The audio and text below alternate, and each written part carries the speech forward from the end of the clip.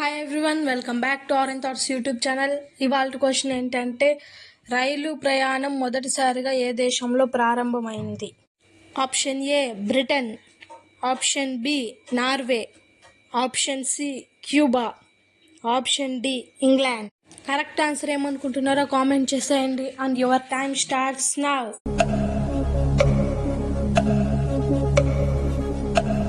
The correct answer is option D England. రైలు మొదటిసారిగా ఇంగ్లాండ్లో నడిచింది.